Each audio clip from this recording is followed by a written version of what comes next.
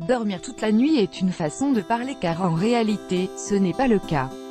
Un bébé qui se réveille plusieurs fois par nuit est un bébé tout à fait normal. Beaucoup de parents aimeraient apprendre à leurs enfants à dormir ainsi, toute la nuit, mais aucun adulte ne dort ainsi. Le cycle de sommeil d'un adulte normal inclut plusieurs réveils dans une nuit, après lesquels il retrouve le sommeil. Un bébé peut passer 17 heures par jour à dormir, réveils inclus.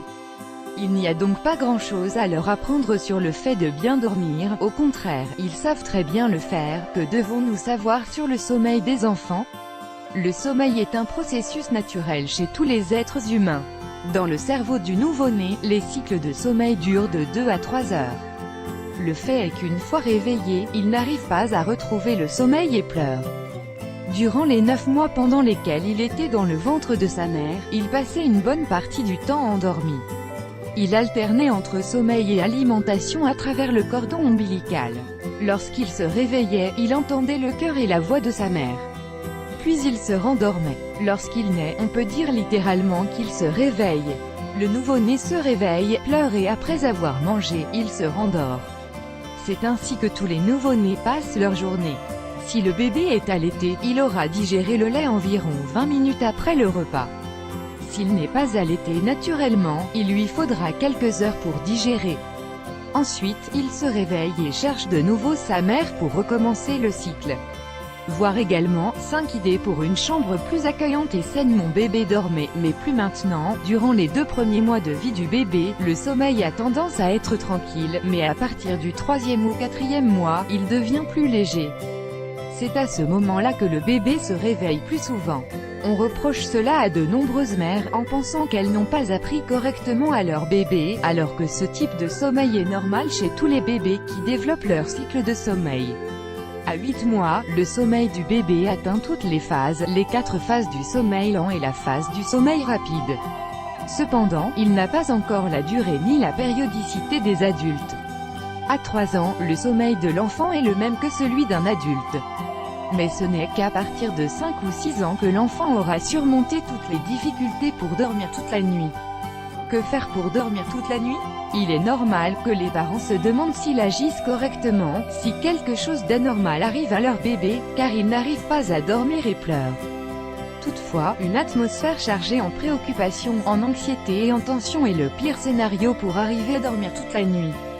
Il existe des méthodes comme celle d'Estiville et de Ferber qui recommandent de laisser l'enfant pleurer jusqu'à ce qu'il se calme. En effet, après avoir tant pleuré, à un moment donné, il s'endormira car il sera fatigué d'attendre que quelqu'un vienne s'occuper de lui. Voyez si cette option est faite pour vous et votre enfant. Pour la docteure Rosa Jovaez, auteure du célèbre livre Dormir sans larmes, laisser pleurer un bébé génère un choc émotionnel. Les hormones qui régulent les émotions sont altérées et on enseigne au bébé que se plaindre n'a pas de sens car sa mère ne répondra pas à son appel. Le pédiatre Carlos González, connu pour ses livres comme Embrasse-moi beaucoup, Comment élever vos enfants avec amour, explique que lorsque le bébé se réveille et pleure sa maman, il attend qu'on vienne s'occuper de lui. Si la mère arrive, le bébé apprend à avoir des réponses à ses appels. En revanche, on demande aux parents de limiter le contact avec leurs enfants et qu'ils ne se forcent pas à les consoler, car cela les éduque mal. Il est tout à fait normal que les enfants se réveillent la nuit et veuillent être consolés pour pouvoir se rendormir. Nous vous recommandons de lire « L'utilisation de la tétine chez les bébés et les enfants, comment aider votre enfant ?» Après de nombreuses nuits avec de nombreux réveils, vous êtes fatigué et vous voulez quelque chose pour vous aider vous et votre enfant à dormir toute la nuit. Nous savons qu'il n'est pas simple de faire appel au calme. Mais si vous êtes d'accord avec l'éducation respectueuse, vous savez que la solution, c'est de ne pas laisser pleurer votre bébé. Voici la recommandation de base, patientez jusqu'à ce que votre enfant grandisse et régule ses cycles. Même si l'on vous dit que telle ou telle méthode a fonctionné pour tel bébé, ce ne sera pas forcément le cas avec votre enfant. Dans la dynamique quotidienne avec votre bébé, vous découvrirez ce qui fonctionne pour vous. Toutefois, établir quelques habitudes aide à favoriser le calme dont votre enfant a besoin avant de dormir.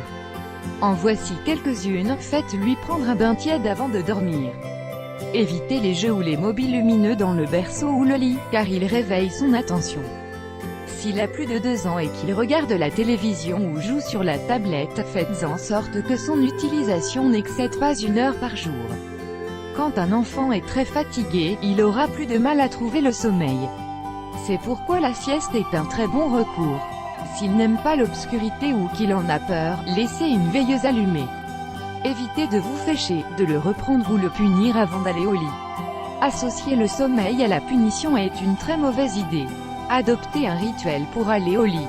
Ce peut être chanter une berceuse, lire une histoire, discuter un peu. Réflexion finale: le style et les méthodes d'éducation doivent être la décision de chaque parent. Mais nous insisterons sur le fait qu'il est important de respecter les cycles et les particularités de chaque enfant. De la même manière, il est nécessaire de comprendre que la formule qui fonctionne pour un bébé, ne marchera pas forcément